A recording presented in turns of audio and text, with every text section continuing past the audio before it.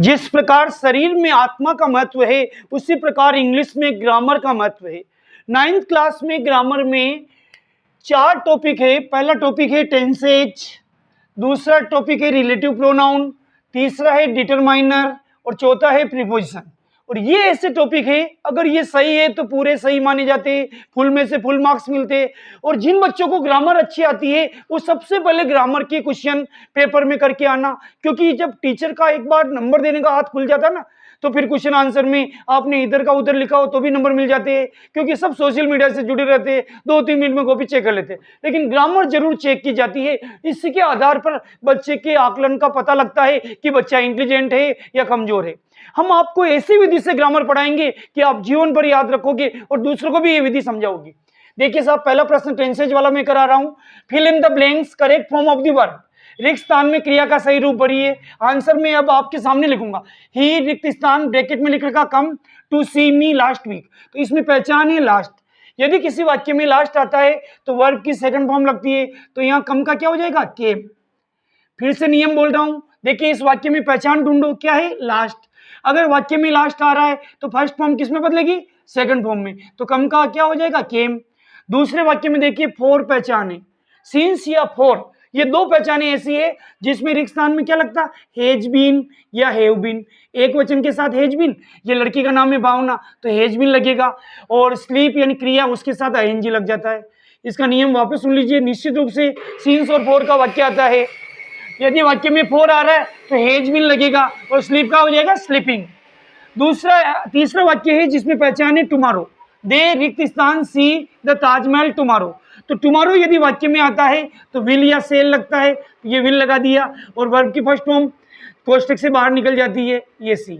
They will see the Taj Mahal tomorrow, वे कल ताजमहल देखेंगे। फिर से सुन लो, टुमारो और नेक्स्ट दो शब्द है पहचान के, यदि वाक्य में आए तो विल या सेल लगता है, विल लगेगा इसके साथ, दे के साथ, और ये सी बाहर निकल जाएगा। अगला वाक्य है जिसमें पहचान है यस्टरडे।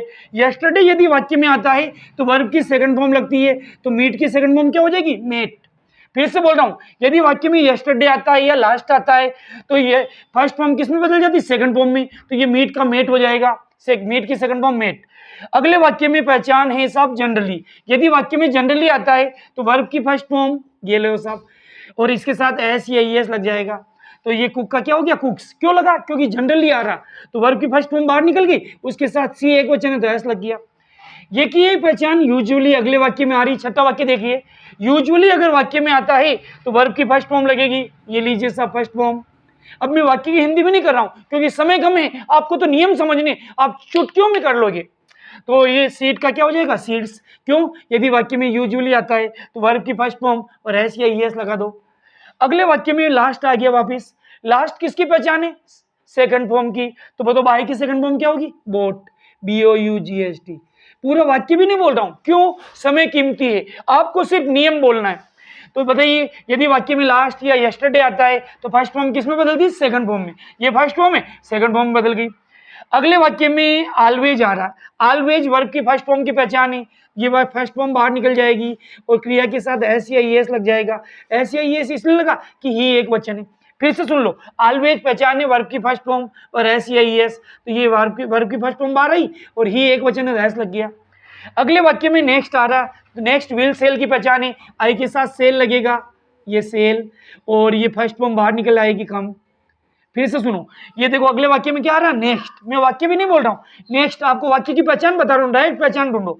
नेक्स्ट पहचान है विल या सेल की, आई के साथ सेल, और ये कम बाहर आ गया। अगला वाक्य में पहचान है ओपन, ये वर्ब की फर्स्ट फॉर्म की पहचान है, ये कम का तो कम, और राम एक वचन है तो एस लगा दो। वापिस ओपन पहचाने फर्स्ट फॉर्म की, ये फर्स्ट फॉर्म बाहर आ गई, राम की वजह से एस लग गया। यस्टरडे पहचाने सेकंड फॉर्म की, पहले भी आया था यस्टरडे का वाक्य, ये दोबारा आ गया, तो सी की सेकंड फॉर्म क्या हो जाएगी, सा। मैं वाक्य भी नहीं बोल रहा हूं, फिर कह रहा हूं आपको सिर्फ आम खाने से मतलब है, गुटलियां नहीं गिननी है, तो सी की सेकंड फॉर्म क्या हो जाएगी, सा, यस्टरडे की वजह से। ये 11 वाक्य। 12वां सेंटेंस इधर देखिए सा, इफ वाले वाक्यों में आपको कुछ नहीं करना, जो कोष्टक में कटांजरे में उंदरा है, चूहेदानी में जो चूहा है उसको बाहर निकाल दो, ये लो, कुछ नहीं सोचना, ये वर्क बाहर आ गया।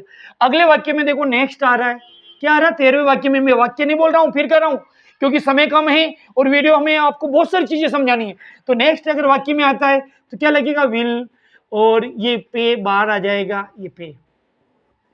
अगले वाक्य में देखो ऑलवेज आ गया वापिस, ऑलवेज में वर्ब की फर्स्ट फॉर्म बाहर आ जाएगी, ये लो साहब। और ऑनेस्ट में एक वचन है तो एस लग जाएगा। फिर से समझो, ऑलवेज पहचाने फर्स्ट फॉर्म की, ये फर्स्ट फॉर्म बाहर है, एक वचन है सब्जेक्ट तो एस लग गया।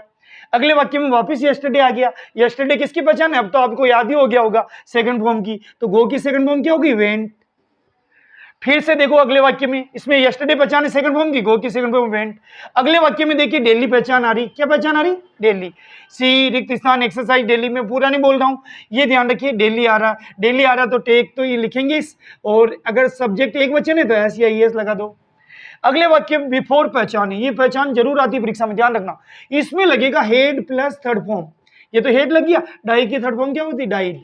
फिर से सुनो, यदि वाक्य में बिफोर आता है तो रिक्त स्थान में हेड प्लस थर्ड फॉर्म लगती है, ये हेड और डाई की थर्ड फॉर्म डाइड, ये बिफोर की वजह से पक्का याद रखना, बिफोर वाली पहचान में हेड प्लस थर्ड फॉर्म लगता है, हेड लगाया, डाई की थर्ड फॉर्म डाइड।